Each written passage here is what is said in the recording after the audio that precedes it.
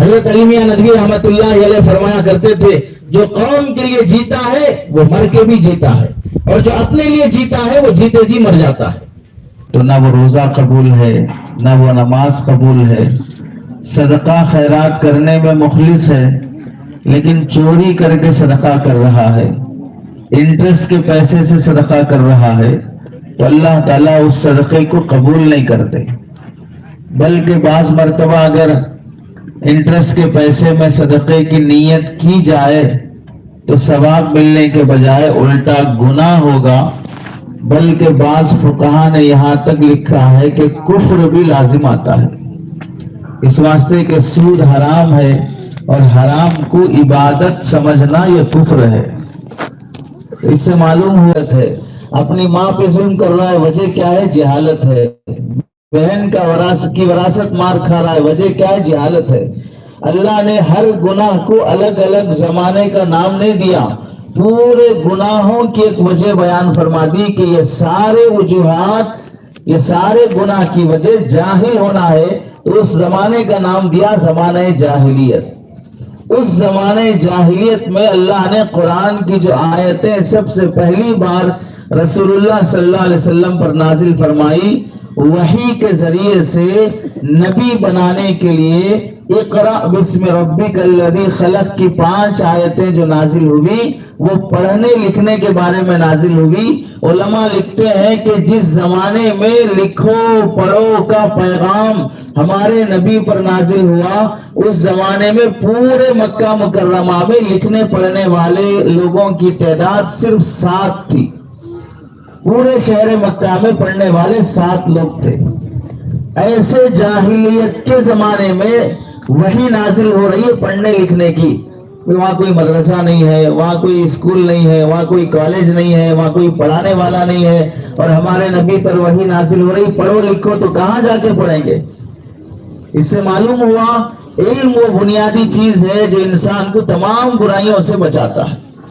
تو حضرت امام شافعی رحمت اللہ علیہ فرماتے ہیں جو آدمی دین اور شریعت کا علم نہیں کرتا وہ دنیا میں بھی اندھا ہے اور آخرت میں بھی اندھا رہے گا۔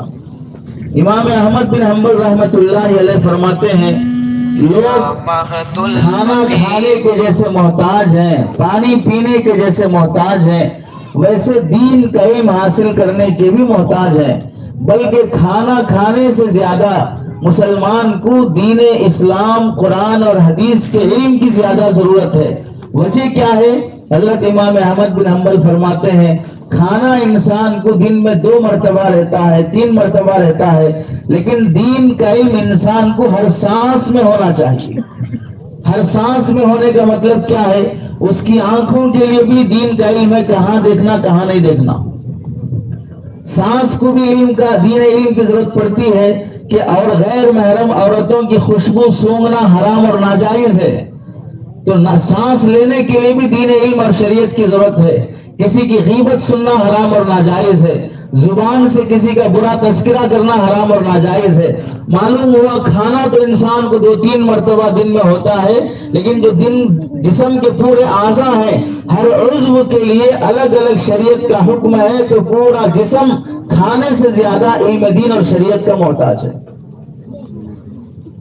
حضرت سیدنا عبد القادر جیلانی رحمت اللہ علیہ فرماتے ہیں علماء زمین پر اللہ تک پہنچانے کے لیے راستہ اور ذریعہ ہیں، اور جو ان علماء سے کٹ کر اللہ تک پہنچنا چاہے گا وہ کبھی اللہ تک پہنچ نہیں سکتا، بلکہ وہ جنگل میں بھٹکے ہوئے جانور کی طرح زندگی گزارے گا۔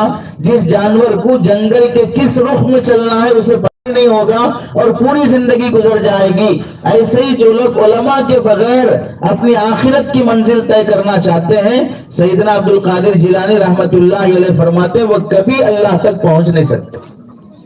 اب اس سے جو لوگ یہ سمجھتے ہیں علماء بھی ہمارے برابر ہیں یا حفاظ بھی ہمارے برابر ہیں یا ہم ان سے زیادہ دین کا کام کر رہے ہیں، ہم ان سے زیادہ امت میں دین پھیلا رہے ہیں، ہم ان سے زیادہ دین کی خدمت کر رہے ہیں، وہ ان لوگوں کی بے وقوفی اور نادانی ہے۔ وجہ کیا ہے؟ جس آدمی کے پاس جتنا مال ہے اتنا ہی مال خرچ کر سکتا ہے، اتنے ہی مال کی حفاظت کر سکتا ہے، اتنے ہی مال کی اشاعت کر سکتا ہے۔ کسی کے پاس 1000 روپے ہے، خرچ 1000 روپے ہی کر سکتا ہے، 1 لاکھ روپے خرچ کرنے کا وہ سوچ بھی نہیں سکتا، سوچے گا تو اسے پاگل کہیں گے۔ ہے ہی نہیں تمہارے پاس 1 لاکھ روپے، 1000 روپے رکھ کر لاکھوں کی بات کرنے چلے۔ کسی کے پاس 1 لاکھ روپے ہیں، وہ 1 کروڑ کی بات نہیں کرتا، کرے گا تو ایسا پھنسے گا کہ پھر باہر نکل نہیں سکتا۔ جو لوگ زمینوں کے کاروبار میں آپ کے علاقوں کے آس پاس میں صرف ٹوکن اماؤنٹ پر زمین خرید لیا، یہ سوچ کر کہ کل بک جائے گی، پرسوں بک جائے گی، جب زمینوں کے ریٹ گر گئے، ہمارے پاس تھے 50,000 روپے، زمین جا کے خریدا 50 لاکھ روپے کی، اگر ریٹ گر گیا تو نتیجہ کیا ہوا؟ وہ 50 لاکھ روپے بھی اٹک گئے۔ معلوم کیا ہوا؟ حیثیت سے زیادہ بزنس میں اپنا ہاتھ ڈالا تو جو تھا وہ بھی چلا جائے گا۔ تو جیسے یہ مثال سمجھ میں آئی کہ مال جتنا ہے اتنا ہی خرچ کر سکتا ہے، اتنے ہی مال کا استعمال کر سکتا ہے، ایسے ہی علم بھی جتنا جس کے پاس ہے اتنے ہی علم پر عمل کر سکتا ہے، اتنے ہی علم کی تبلیغ اور اشاعت کر سکتا ہے، اس سے زیادہ نہیں کر سکتا۔ اگر کسی نے 10 سورے یاد کیے ہیں، پھرا کے وہی 10 سورے پڑھے گا۔ اگر کسی نے پورا قرآن یاد کیا ہے تو اگر روزانہ نہ صحیح رمضان کے بہانے پورا قرآن ہی پڑھ لے گا۔ اگر کسی نے چند سورے اور چند فرائض معلوم کیے، وہ وہی اسی کو پھرا کر تذکرہ کرتے رہے گا، بولتے رہے گا۔ اگر کسی گھنٹے ان بچوں کی زبان پر قرآن مجید ہوتا ہو تو آپ اندازہ کریں اس جگہ پر، اس بستی پر اللہ کی کس قدر رحمت نازل ہوتی ہوگی۔ حضرت مولانا قاسم صاحب نانوتوی رحمت اللہ علیہ فرماتے ہیں، مدرسہ دین کی فیکٹری ہے، یہاں انسان نہیں ایمان تیار کیا جاتا ہے۔ یہاں سے پیدا ہونے والے حفاظ اور علماء ایک ایک علاقے کے لیے فتنوں کا سد باب بن جاتے ہیں، کئی فتنوں کو بچانے کا، کئی فتنوں کو ختم کرنے کا ذریعہ بن جاتے ہیں۔ اس سے معلوم ہوا علماء کی قدر ایسی ہونی چاہیے، بقول علامہ انور شاہ کشمیری رحمت اللہ علیہ کے، علماء کی بے قدری، حفاظ کی بے قدری دراصل دین کی ناقدری، جو دین کی ناقدری کرتا ہے اس کی زندگی سے دین نکل جاتا ہے۔ عالم کی ناقدری کیا زندگی سے علم نکل جائے گا، حافظ کی ناقدری کیا زندگی سے قرآن نکل جائے گا۔ اپنے آپ کو قرآن سے جوڑ کے رکھنا ہے، حافظ قرآن سے اپنے کو جوڑنا پڑے گا، اپنے آپ کو شریعت سے جوڑ کے رکھنا ہے، عالم دین سے اپنے آپ کو جوڑے رکھنا پڑے گا۔ علماء حفاظ کے بغیر، حضرت بصری رحمت اللہ علیہ فرماتے ہیں، لولا العلماء لصار الناس مثل البہائم، اگر علماء نہ ہوتے تو لوگ جانوروں سے بدتر ہو جاتے۔ آپ سمجھیں، ہم زمزم کو پوتر سمجھ کر پیتے ہیں، بعض وہ لوگ بھی ہیں جو پیشاب کو پوتر سمجھ کر پیتے ہیں۔ اس سے اندازہ کرو اگر پاکی ناپاکی کا مسئلہ نہ بتایا جاتا، حلال حرام کی تمیز نہ بتائی جاتی، انسان انسانی ہے، عقل عقلی ہے، مذہب مذہبی ہے، اس کے باوجود بھی پوتر کیا ہونا ہے، پوتر کیا نہیں ہے، یہ فرق جو ختم ہوا ہے علماء کی رہبری نہ ہونے کی وجہ سے، دین اسلام اور شریعت کی رہبری نہ ہونے کی وجہ سے۔ ورنہ انسان کتنے گندے کام کر کے بھی اپنے آپ کو پاکیزہ سمجھتا ہے، بدکاری کر کے بھی پاکیزہ سمجھ رہا ہے، گناہ کی حرکتیں کر کے بھی اپنے کو پاکیزہ سمجھ رہا ہے۔ یہ مدارس سلسلے نبوت کا تسلسل ہے، یہ مدارس جہاں علم پڑھایا جاتا ہے، نبی علیہ السلام کی میراث علم ہے، وہ علم تقسیم ہونے کی جگہ یہ مدرسے ہیں، وہ میراث تقسیم ہونے کی جگہ مدرسے ہیں۔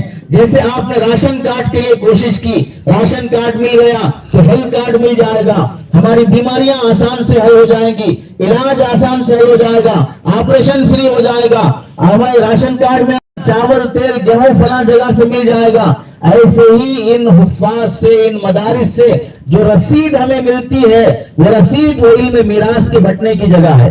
یہاں سے تعلق ہو جائے گا، جیسے راشن کارڈ سے تعلق ہوا، گھر کے مسائل حل ہوئے، علماء کے اور مدارس کے تعلق سے جو رسید ہمیں ملتی ہے، جو تعلق ہمیں قائم ہوتا ہے، اس سے آخرت کے مسائل حل ہوتے ہیں، دین و شریعت کے مسائل حل ہوتے ہیں۔ اسی وجہ سے ہر زمانے میں مساجد اگر دین کی عبادت گاہیں ہیں، مدارس دین کی اشاعت گاہ ہے۔ مسجد میں آدمی نماز پڑھنے کے لیے آتا ہے تو نماز کا صحیح ہونا، غلط ہونا، یہ سب مدارس میں سکھایا جاتا ہے۔ پہلے سیکھو پھر اس کے بعد پڑھو. سیکھے بغیر پڑھو گے تو پھر غلط نماز پڑھو گے. حضرت سلمان فارسی رضی اللہ تعالیٰ نے ایک آدمی کو نماز پڑھتے دیکھا, نماز کے بعد بلایا اور فرمایا کب سے نماز پڑھ رہے ہو؟ کہنے لگا تقریباً 35-40 سال سے پڑھ رہا ہوں. حضرت سلمان فارسی رحمت اللہ رضی اللہ تعالیٰ فرمانے لگے اگر تم ایسی ہی نماز پڑھ کر مر جاتے تو کل قیامت کے دن اللہ کے دربار میں بے نمازی اٹھائے جاتے. پھر فرمانے لگے نہ تمہارا رکوع سنت کے مطابق ہے, نہ سجدہ سنت کے مطابق ہے, نہ تعدیل ارکان ہے, نہ فلاں عمل صحیح ہے. یہ نماز ہی نہیں ہے. کس نے بتایا؟ علم تھا تو نماز کی درستگی ہوئی, علم تھا تو عقیدے کی درستگی ہوئی, علم تھا تو معاشرت کی درستگی ہوئی. اس واسطے ان مساجد, ان مدارس کو اور ان طلباء کو اور ان حفاظ اور علماء کو اپنے لیے دنیا کے ستارے سمجھیں. ان سے ہماری زندگیوں میں روشنی آتی ہے. اب ہماری ذمہ داری کیا ہوتی ہے؟ علم, مدارس, علماء, حفاظ کی سب سے پہلے دل میں عظمت پیدا کرو. ہم چاہے جتنی بھی قربانیاں دے لیں, ہمارے سینے میں قرآن نہیں ہے. نبی علیہ السلام سے پوچھا گیا اللہ والے لوگ کون ہوتے ہیں؟ تو آپ علیہ السلام نے فرمایا اہل القرآن ہم اہل اللہ وخاصتہ. اہل قرآن یہ اللہ والے بھی ہوتے ہیں, اللہ کے خاص بندے ہوتے ہیں. حضرت امام ابو حنیفہ رحمت اللہ فرماتے ہیں اگر علماء حفاظ اللہ والے نہ ہوں تو پھر دنیا میں کوئی انسان اللہ والا نہیں ہو سکتا. اس واسطے کہ ان کو اللہ کی معرفت زیادہ ہونی چاہیے, ان کو اللہ کا ڈر زیادہ ہونا چاہیے, ان کے اندر تقویٰ ہے, ان کے اندر علم ہے, نبی کی میراث ہے. تو یہ آج نہ صحیح کل جنگل کے سوتے ہوئے شیر کی طرح ہیں. بہر صورت وہ سوتا ہی کیوں نہ رہے پھر بھی اسے شیر ہی کہا جائے گا. اور اگر کوئی لومڑی چیختی چلاتی ہوئی کیوں نہ پھرے اسے شیر اور جنگل کا بادشاہ نہیں کہا جائے گا. اللہ نے یہ منصب علماء کو دیا ہے, اس واسطے ان کی عظمت دلوں میں بسائی جائے اور ان کی قربانیوں کو قربانی سمجھی جائے. میں اگر چند دنوں کی, چند مہینوں کی قربانی کو قربانی سمجھتا ہوں تو ان طلباء کا بچپنے میں ماں باپ کی محبت سے, گھر کی محبت سے, گھر کے کھانوں سے دور رہ کر, مدرسوں میں مہینے مہینے پڑے رہ کر, اساتذہ کی نگرانی میں سادے سیدھے کھانے کے ساتھ اپنے کپڑے خود دھو لیں, اپنا نظام خود کر لیں, یہ کوئی معمولی قربانی ہوتی ہے؟ آدمی کا اپنے گھر میں بیٹھ کر کھانا سالن تھوڑا مزیدار نہ ہو تو بیوی پہ برس پڑتا ہے, گالیاں, زبان خراب ہو جاتی ہے. مدرسے میں پڑھنے والے طلباء کا سالن کیسا ہو, کھانا کیسا ہو, گزارا کیسا ہو, یہ ساری قربانیاں سالوں چلتی ہیں, ہم اسے قربانی نہیں سمجھتے. ہم نے اگر چند مہینے قربانی کے کہیں گزار لیے پھر اس کے بعد اتنا کھایا کہ ماشاءاللہ شوگر بھی آ گیا, بی پی بھی آ گیا, پیٹ بھی آگے بڑھ گیا, وزن بھی فل ہو گیا اور ڈاکٹر بولنا پڑتا ہے تھوڑا وزن کم کیجئے, تھوڑا کھانا کم کیجئے, گولیاں کھلا رہا ہے وزن کم کرنے کے لیے, واکنگ کرانا پڑتا ہے. اتنی سب باتوں کے بعد بھی ہم سمجھتے ہیں بہت قربانی کے ساتھ زندگی گزار رہے ہیں. ان طلباء کو دیکھنے کے بعد بولنا پڑتا ہے تھوڑا کھاؤ اتنے دبلے پتلے ہو, تھوڑا کھاؤ اتنے دبلے پتلے ہو. تو بتاؤ قربانی کس کی زیادہ ہے؟ مائیں جو بیٹھی ہیں انہیں بھی اپنی اولاد کے سلسلے میں غور کرنا چاہیے. ان مدارس سے ہمارا تعلق, ان علماء سے ہمارا تعلق, ان مدارس پر خرچ کرنا, ان مدارس کا تعاون کرنا. آپ کو معلوم ہے تاریخ فرشتہ ہندوستان کی تاریخ پر لکھی گئی 2 جلدوں میں ایک کتاب ہے. اس میں محمود غزنوی رحمت اللہ علیہ ہندوستان کے بڑے بادشاہ بھی گزرے ہیں, بڑے عالم دین بھی گزرے ہیں. طبقات الحنفیہ پر 11 جلدوں میں انہوں نے اپنے زمانے میں کتاب لکھی تھی فقہائے احناف کے سوانے پر. بڑے عالم دین بھی رہے لیکن مشہور ہوئے بادشاہ کے نام سے. محمود غزنوی رحمت اللہ علیہ نے ایک مرتبہ, ان کو 3 باتوں میں شک تھا. ایک بات یہ تھی اللہ کے نبی نے بادشاہوں کو اپنا وارث نہیں بنایا, علماء کو اپنا وارث بنایا.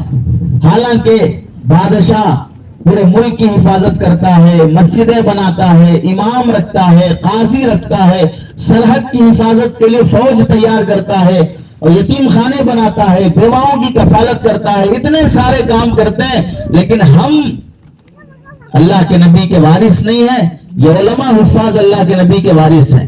کیا یہ بات صحیح ہو سکتی ہے؟ یہ ڈاؤٹ تھا. دوسری بات کہ ان کے بارے میں لوگوں نے اس زمانے میں مشہور کر رکھا تھا محمود غزنوی، ان کے والد کے صحیح النسل اولاد نہیں ہے، اپنے باپ کے صحیح نسب سے نہیں ہے، یعنی عام زبان میں کہا جائے حلال اولاد نہیں ہے، حرام کی ہے۔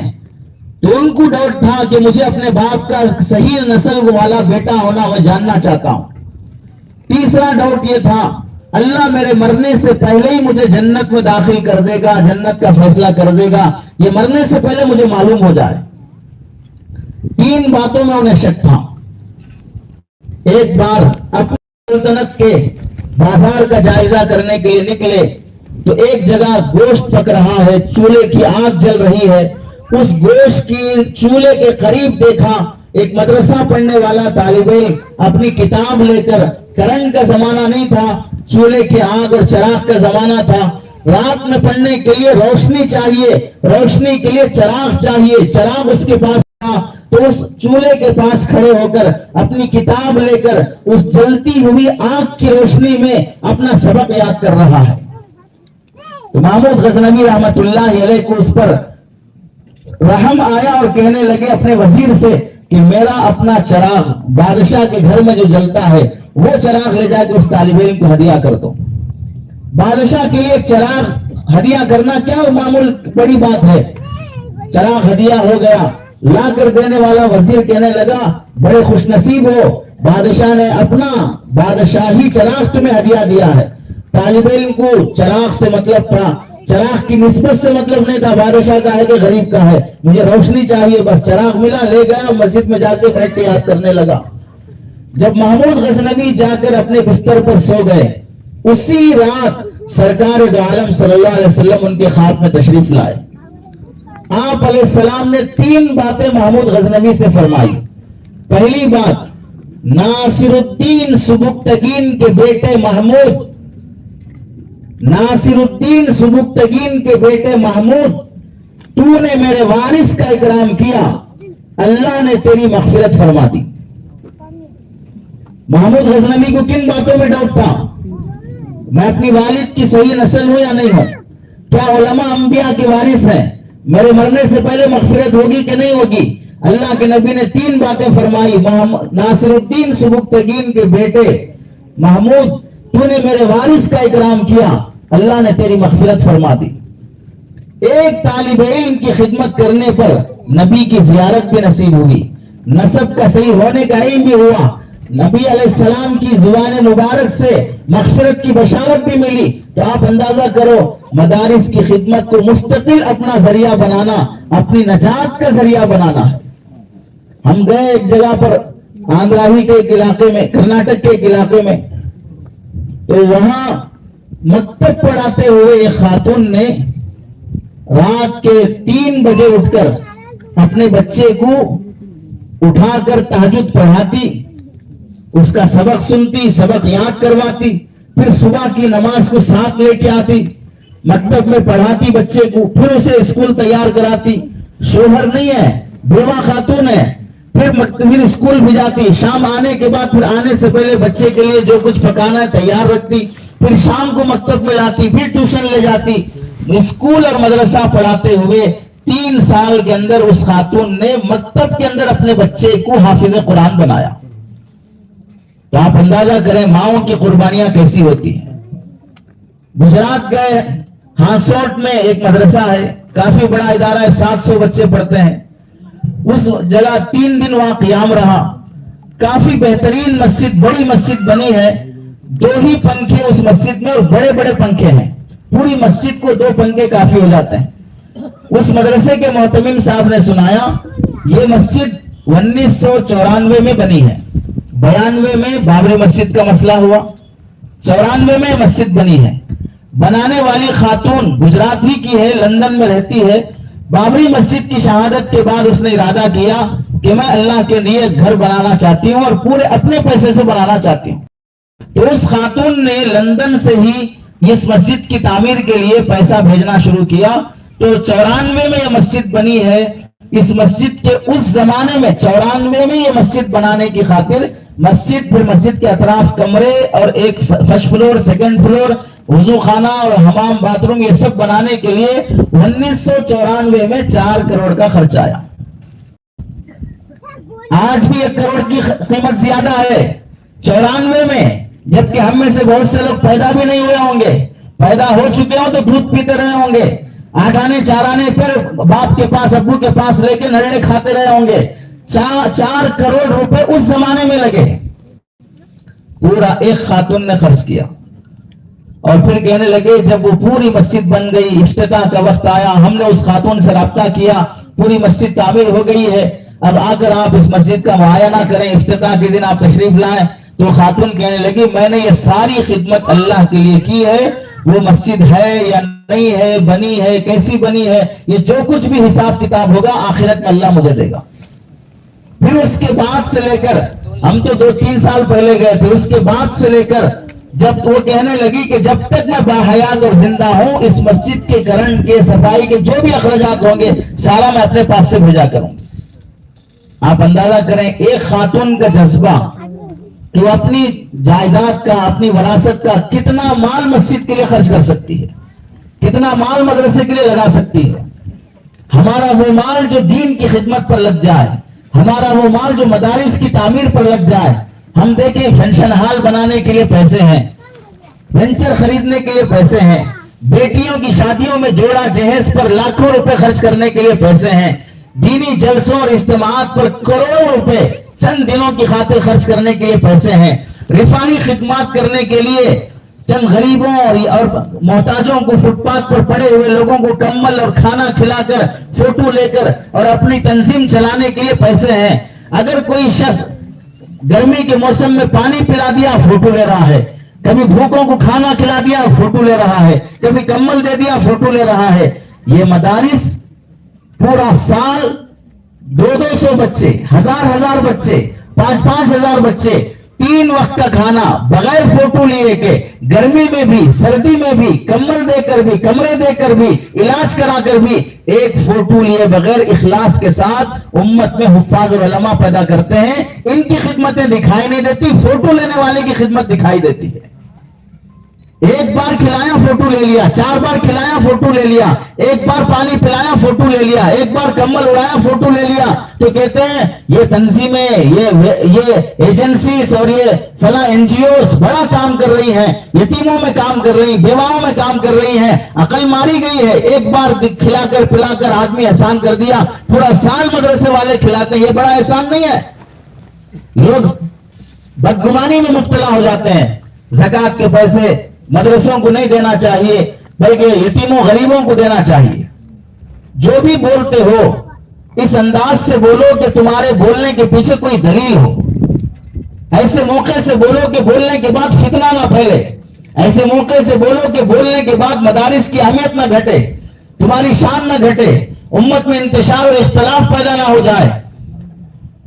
اس کی ایک مثال سمجھیں، پھر اس کے بعد فقہی جزیہ بھی سمجھیں.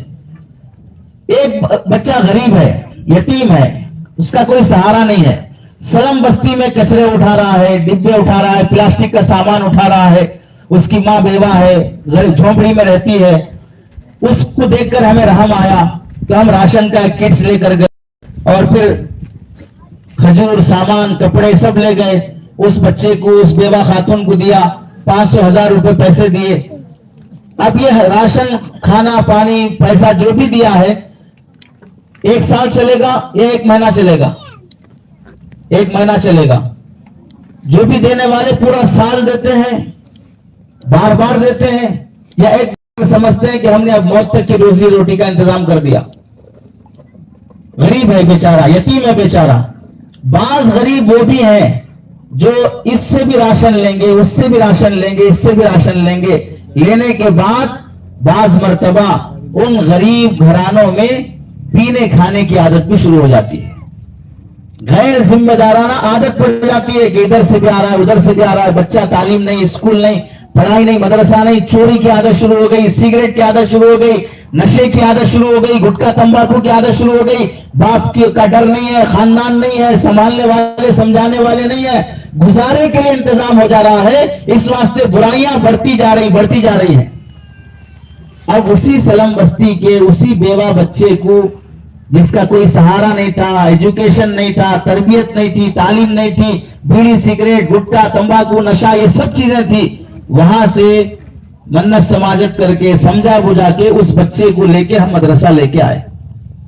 یہاں آنے کے بعد بھی تم نے راشن دے کر جو احسان کیا، کیا نوالا کھائے، پیٹ بھرے، آسرا ہو، سایہ ملے. مدرسہ لانے کے بعد بھی تین مرتبہ ایسا نہیں کہ توڑ کر دیا جاتا ہو، اتنا ہی کھانا اتنا نہیں کھانا، جتنا کھانا اتنا کھاؤ. سونے کا بھی ٹائم منظم ہے، کھانے کا بھی ہے، نہانے کا بھی ہے، کھیلنے کا بھی ہے، کپڑے بھی ہیں، صحت بھی ہے. اس کے ساتھ تم نے وہاں صرف راشن دے کر، پیسہ دے کر کھانے کا انتظام کیا، تعلیم کا انتظام نہیں کیا، تربیت کا انتظام نہیں کیا. مدرسے والوں نے اسی غریب یتیم بچے کو لا کر مدرسے میں کھانے کا، رہنے کا، کپڑے کا، پلس تعلیم کا، تربیت کا بھی انتظام کیا. اب بتاؤ وہ 2000 روپے راشن کے وہاں سلم بستی کے بیوہ اور یتیم کو دینا زیادہ بہتر تھا، یا یہاں مدرسے میں وہی بچہ آ کر جو پڑھ رہا ہے اس کو دینا زیادہ بہتر تھا؟ پھر کیسے بولتے کہ زکات کے پیسے مدرسوں کو دینے کے بجائے غریبوں یتیموں کو دینا چاہیے؟ اس کا رزلٹ کیا نکل رہا ہے یہ تو تھوڑا عقل سے سوچنا چاہیے. فقہی جزیہ کیا ہے؟ فقہا نے لکھا ہے اپنی زکات کی رقم 2 جگہ خرچ کرنے پر اللہ ڈبل ثواب لکھتے ہیں. 2 جگہ خرچ کرنے پر زکات کی رقم ڈبل ثواب لکھتے ہیں. نمبر 1 اپنے رشتہ داروں کو دینا، رشتہ داری نبھانے کا بھی ثواب، زکات دینے کا بھی ثواب، یہ ڈبل ثواب ہوا. نمبر 2 علماء اور حفاظ کو، مدارس کو زکات کی رقم دینا، اس میں بھی اللہ ڈبل ثواب دیتے ہیں. وجہ کیا ہے؟ نمبر 1 زکات دینے کا ثواب، نمبر 2 دین کی تبلیغ، دین کی اشاعت، علم کی حفاظت بھی ایک عبادت ہے. اس عبادت میں تعاون کی وجہ سے بھی اللہ ثواب دیتے ہیں. علامہ شامی رحمت اللہ علیہ نے مدارس، حفاظ اور علماء کو زکات دینے پر دگنا ثواب کا تذکرہ کیا ہے. اس سے معلوم ہوا ہمارا مال جہاں خرچ ہو سکتا ہے وہ سب سے زیادہ صحیح جگہ یہ مدارس ہے، جہاں پر زکات تو، صدقہ خیرات تو یہ تو وہ چیزیں جو ہمیں دینا ہی چاہیے. اس کے علاوہ ہماری زندگی کا وہ حصہ، ہماری کمائی کا وہ حصہ جو ہمارے لیے ذخیرہ آخرت بن جائے، ہماری نجات کا ذریعہ بن جائے. آپ کو تعجب ہوگا، ممبئی کا واقعہ ہے، ابھی آپ نے سنا مولانا عبدالسلام صاحب کی زبانی کی مسجد کی بنیاد ہو گئی، اس کی تعمیر کا مسئلہ ہے. جہاں ہم بیٹھے ہوئے ہیں یہاں سب مدرسے کا نظام، اس کی تعمیر، یہاں پر بچے عالم بنے، مکمل عالم کورس کریں، حفاظ بنے، پھر ان کی تعلیم تربیت کا فن سیکھیں. آج جو جنگل دکھ رہا ہے یہ چند مہینوں، چند سالوں کے اندر ایک آباد عمارت کی شکل میں بننا ہے. ممبئی کا واقعہ ہے، ایک مسجد کی ہلکا سا چھپر ڈالنا ہے، سراب ڈالنا نہیں ہے. بارش اور دھوپ کی وجہ سے مسلیوں کو پریشانی ہوتی ہے. جمعہ کی نماز میں امام صاحب نے اعلان کیا کہ 2.5 لاکھ روپے کا چھپر ڈالنے کے لیے آپ حضرات سے درخواست ہے کہ جو جس سے جتنا ہو سکے تعاون کرے. عصر کی نماز کے وقت ایک صاحب کچرا چننے والے کی شکل، کپڑے میلے کچیلے پھٹے پرانے، وہ تھیلا ہاتھ میں پکڑے ہوئے، اور تھیلا بھی کچرا چننے والوں کے تھیلے کی طرح ہے، وہ مسجد میں داخل ہوئے. تو مسلیوں نے سمجھا بھیک مانگنے کے لیے آئے ہیں. وہی بتا دیا، بولو کیا بات ہے؟ امام صاحب سے ملنا. کیوں؟ وجہ کیا ہے؟ نماز ہوتی، نماز کے بعد لوگ یہاں سے نکلتے، یہیں بیٹھ کے مانگ لو جو بھی مانگنا ہے. تو وہ صاحب بولنے لگے مجھے امام صاحب سے ملنا ہے، میں مانگنے واسطے نہیں آیا. امام صاحب آئے، پوچھا کیا بات ہے؟ تو امام صاحب بھی ویسے ہی سمجھے کہ حالت ایسی ہے، مانگنے کے لیے آئے ہیں. تو امام صاحب نے پوچھا کیا بات ہے؟ تو کہنے لگے آپ نے جمعہ میں اعلان کیا تھا کہ جمعہ یہ چھپر ڈالنا ہے، 2.5 لاکھ کا خرچ لگ رہا ہے، تو اس سلسلے میں آیا ہوں. تو امام صاحب نے پوچھا کہ چندہ دینا ہے؟ ہاں چندہ دینے کے لیے. کتنا لے کے آئے ہو؟ تو وہ کہنے لگا آپ نے 2.5 لاکھ کا اعلان کیا تھا، میں 2.5 لاکھ لے کے آیا ہوں. تو امام صاحب اور مصلی جو تھے کھڑے ہو کے حیران ہو گئے. پوچھا 2.5 لاکھ لے کے آئے ہو؟ کہاں ہے؟ تو وہی کچرا چننے کا جو تھیلا تھا وہ کھول کے دکھایا. تو سب کو ڈاؤٹ ہونے لگا کہ وہ بندے کی حالت سے تو نہیں لگ رہا ہے کہ 2.5 لاکھ لے کے آ سکے، تو لایا کہاں سے ہے؟ تو اس سے پوچھا بھائی کام کیا کرتے ہو تم؟ تو آپ لوگ اپنے دل کے گریبان میں جھانک لیں، اللہ مال دینے کے ساتھ دل جس کو دیتا ہے وہ اصل مالدار ہے. تو وہ کہنے لگا 10-12 سال سے میں میری بیوی ممبئی کے فٹ پاتھ پر پلاسٹک کی بوتل چن کر بیچ کر اس کا گزارا کرتے ہیں. 10-12 سال سے وہ پلاسٹک کے بوتل چن چن کر ہم نے پیسے جمع کیے. کہیں ہم جھوپڑی ڈال کر رہیں گے, یہ فٹ پاتھ پر رہنے میں تکلیف ہوتی ہے. 10-12 سال سے جمع کرتے کرتے 2.5 لاکھ پیسے جمع ہوئے. آپ نے اعلان کیا, میں نے بیوی سے تذکرہ کیا تو بیوی کہنے لگی اتنی زندگی تو گزر گئی, اور بھی گزر جائے گی, اللہ کا گھر بن جائے گا تو جنت مل جائے گی. تو ہم نے جو کچھ بھی پلاسٹک کے بوتل جمع کر کے بیچ کر جو پیسے جمع کیے تھے وہ آپ کو دینے کے لیے آئے کہ مسجد کا چھپر بن جائے. تو آپ بتائیں, اللہ کام لینا چاہتے ہیں, اپنا گھر بنانا چاہتے ہیں تو کس کس سے لے لیتے ہیں, کس کس کو توفیق دیتے ہیں؟ اصل اب سمجھو کہ اصل مالدار کون ہے, اصل دل والا کون ہے, اصل سخی کون ہے, اصل اللہ کے نزدیک محبوب کون ہے. ہم اپنی وینچر بچانے, اپنی زمینیں بچانے, اپنی جائیداد بچانے, ارے تاج محل بنانے والا مر گیا, چار مینار بنانے والا مر گیا, لال قلعہ بنانے والا مر گیا, یہ بڑی بڑی عمارتیں بنانے والے مر گئے. زندہ وہ ہیں جو دین کی خاطر مرے ہیں. حضرت علی میاں ندوی رحمت اللہ علیہ فرمایا کرتے تھے, جو قوم کے لیے جیتا ہے وہ مر کے بھی جیتا ہے, اور جو اپنے لیے جیتا ہے وہ جیتے جی مر جاتا ہے. اور آپ دیکھیں حضرت مولانا عبدالسبحان صاحب رحمت اللہ علیہ, اس ادارے کے بانی و محتمم, کیسی قربانیاں رہی ان کی. کوئی بڑا بنگلہ نہیں بنایا, بڑی عمارت نہیں بنائی, اپنا جو کچھ گھر تھا, والدہ کا تھا, فلاں تھا, سب وہ مدرسے کے لیے وقف کر کے گئے. آج ان کی اس قربانی اخلاص کی برکت سے مختصر سے عرصے میں 16 سال ہونے کو آئے اس مدرسے کو, جس میں بچہ بالغ ہوتا ہے 15-16 سال میں 99 بچے حافظ قرآن بن گئے. 99 بچے حافظ قرآن بن گئے. اخلاص کی برکت ہے. تعمیرات پر پیسہ خرچ کرنے سے زیادہ افراد پر پیسہ خرچ کیا, علم پر اپنی محنت سرمایہ لگایا, جس کی وجہ سے نسل تیار ہو گئی. تو ہماری یہ ذمہ داری بنتی ہے اس مدرسے کی حفاظت, اس مدرسے کی ترقی, اس مدرسے کا تعاون, اس مدرسے کو محبت سے دیکھنا, یہاں کے طلباء, علماء اور حفاظ کو اپنی اولاد کی طرح سمجھنا, ان کے دکھ درد میں شریک ہونا ہماری آخرت کا ذریعہ ہے, یہ ہماری نجات کا ذریعہ ہے. کبھی وہ دن نہیں آنا کہ کوئی حافظ, کوئی عالم اپنی اس ادارے کی خاطر کہیں مسجد کے گیٹ کے پاس, کہیں سیڑھیوں کے پاس وہ چادر پھیلا کے کھڑے کہ ہمارا ضمیر مر گیا, ہمیں احساس نہیں ہوتا کہ بھئی یہ دین کا کام عزت نفس کے ساتھ ہونا چاہیے. ایک بات اگر میں صاف صاف کہوں, آپ سمجھیں, جیسے مدارس کی تعمیر, مدارس کا بنانا, مساجد کا بنانا دین کی خدمت ہے, ویسے ہی تبلیغی اور دینی اجتماع کرنا دین کی خدمت ہے کہ نہیں ہے؟ تبلیغی اور دینی اجتماعات کا چندہ کیسے ہوتا ہے؟ گیٹ کے پاس کھڑے ہو کے ہوتا ہے, چادر بچھا کے ہوتا ہے. جیسے عزت نفس کے ساتھ اس دین کے کام کو ہم نبھاتے ہیں, پھر کیا وجہ ہے کہ مدارس کے کام کو ویسے عزت نفس کے ساتھ نبھانے تیار نہیں ہوتے, ویسی ضرورتوں کے ساتھ علماء اور حفاظ کی قدر کے ساتھ خدمت کرنے تیار نہیں ہوتے. بدگمانی اگر مدارس کے بارے میں کی جا سکتی ہے تو پھر کیا بدگمانی دین کے دوسرے شعبوں کے بارے میں نہیں کی جا سکتی؟ اس واسطے ہر مدرسہ صحیح نہیں ہوتا اور ہر مدرسہ غلط بھی نہیں ہوتا. ہمارا مال جہاں پر لگ رہا ہے, ہم نے حلال کمایا, صحیح جگہ خرچ کرنے کی فکر ہے, تو اللہ تعالیٰ ویسے مدرسے دکھائیں گے جہاں پر صحیح جگہ خرچ ہوگا اور ہماری آخرت کا ذریعہ اور ذخیرہ بنے گا. اس لیے اس مدرسے کی قدر کریں. 16 سال کے عرصے میں 99 حفاظ کا تیار ہو جانا. ابھی آپ دیکھیں 23 بچوں نے قرآن مجید حفظ مکمل کیا ہے. ہم کو شرم آنی چاہیے. ہم نے اگر دعوت و تبلیغ کی برکت سے 10-12 سورے یاد کیے ہیں اور 10 سال ہو گئے ہیں تو 13ویں سورے پہ نہیں پہنچے, 15ویں سورے پہ نہیں پہنچے ہیں, اور اگر پہنچ بھی گئے اب آج تک سمجھنے کی توفیق نہیں ہوئی ہوگی. یہ طلباء اکرام مدارس کی برکت سے پورا قرآن حفظ کیے, آگے عالم کورس میں جاتے ہیں, پورے قرآن کے عالم بنتے ہیں, پورے حدیث کے عالم بنتے ہیں. تو یہ محنت کس قدر نسلوں تک لے جانے والی ہے. اس واسطے اس کی قدر کی جائے, اس کا تعاون کیا جائے, اسے محبت کی نگاہ سے دیکھا جائے, عقل اللہ سے عقل اور سمجھ مانگی جائے کہ ہمیں دین کا فہم نصیب کرے. یہ نہ ہونے کی وجہ سے تقابل اور کمپٹیشن میں آ کر جس کو جو مقام جو عزت دینا چاہیے تھا, دیندار ہونے کے باوجود بھی ہم وہ مقام و عزت نہیں دے پاتے.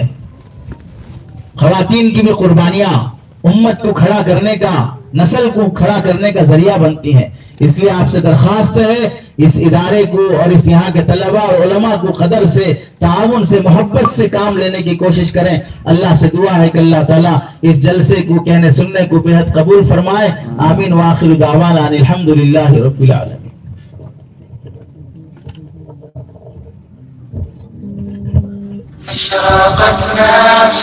جزاکم اللہ خیر. اللہ تعالیٰ حضرت کی عمر میں برکت عطا فرمائے.